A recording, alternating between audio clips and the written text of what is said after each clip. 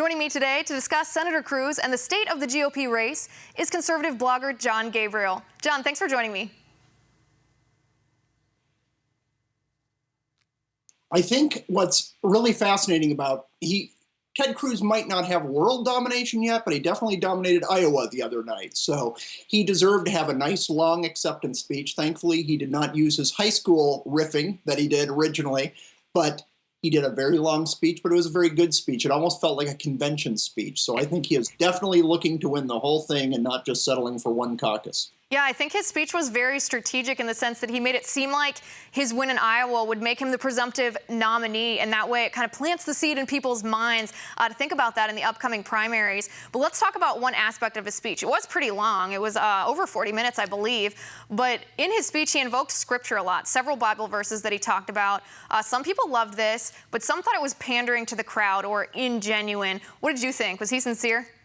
I think he's very sincere. He's talked like this as long as he's been on the public stage. And yeah, you have the evangelical vote in Iowa, but it's not like he's the son of a pastor. He knows his scripture, he knows his stuff, and this is a part of his identity. That's one of the reasons he's so popular among so many conservatives, and that includes secular as well as religious.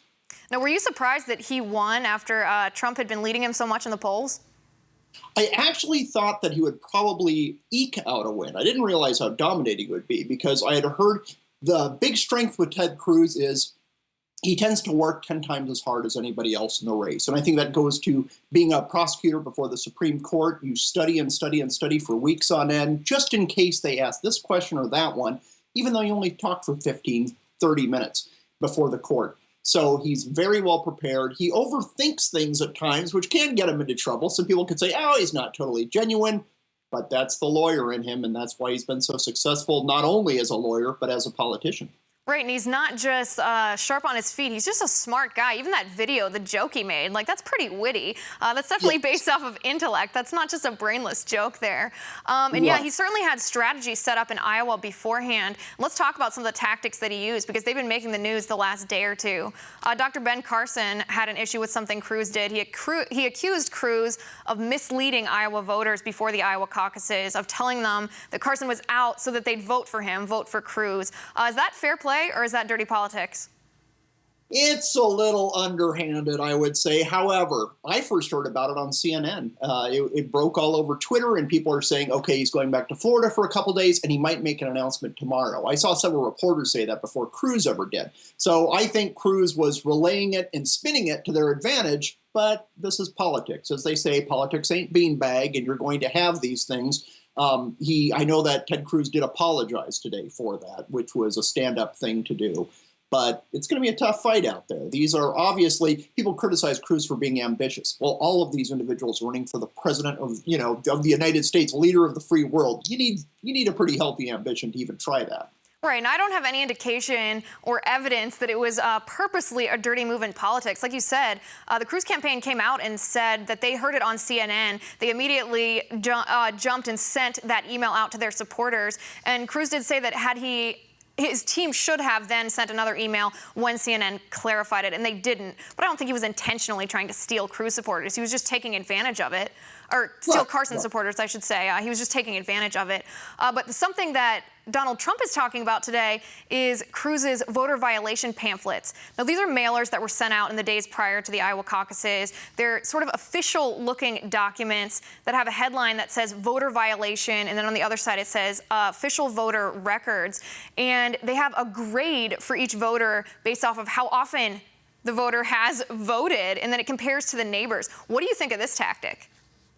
If I received that email, I would throw it away and vote for the other guy, most likely. But this has been proven to work. Democrats have done this the past couple election cycles, and he is employing any kind of digital advantage he can possibly have. It's something, actually, that the GOP was complaining about after Romney's loss.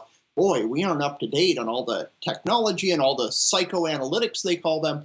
Cruz is employing everything he has. So again, not a dirty trick, fully legal. I don't know how motivating it would be. It would turn me the other way, but he seemed to know what he was doing. Me too. I would find it annoying, although I have to admit I'd probably feel a little bit nosy about seeing neighbors' voting records. I got to tell the truth on that one. But they said the tactic is effective. I just wanted to know very bluntly, like, is that legal?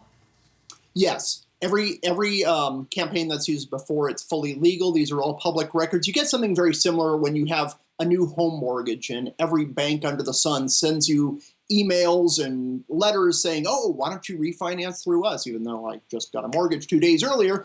But all that's public record, and they use it like crazy. All right, let's talk about what a Cruz presidency would look like hypothetically. Some people are saying, John, that Cruz would be the most conservative president in our modern era. Do you believe that's true? I think he would tend to be. I think you would have to compare him to Reagan, and before that, Coolidge. I think he would be a very conservative person. Cruz's big strength from a conservative perspective is when presented with a problem, he asks, should government even be involved in the first place? And that's very rare for a politician in either party, or no party, as we see with Bernie Sanders of the Socialist Party. The first jump is to, government's got to fix it. We have to heal the nation, heal people's souls. And I think Cruz's first instinct is say, you know what, is this even should we butt our nose into this, or should we just let the private sector or charities handle this instead? All right, some of his policies then, what do you think of his 10% flat tax proposal? Is that feasible? I don't know how that gets through Congress, but it's a great bar to set. Kind of like Donald Trump has been doing in a lot of his statements. You set a goal way out there, and yeah, you might only get 75% of your goal. But hey, at least you got closer than if you set a very low goal to start with. So I think it's a negotiating starting point. He has a tax that some people indicate might be too close to a VAT tax, which would never pass. I don't see that passing a House GOP. However, I think he would definitely improve it. You couldn't do worse than our current tax code. So anything he wants to do to improve it, I'm in favor of. What about repealing Obamacare? We are almost out of time, but quickly, do you think he'll be able to not only get that past Congress, but put a feasible alternative in place?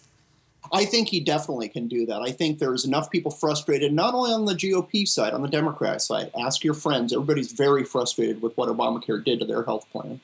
John, it was great to have you on today. I appreciate you being here. Hope to see you.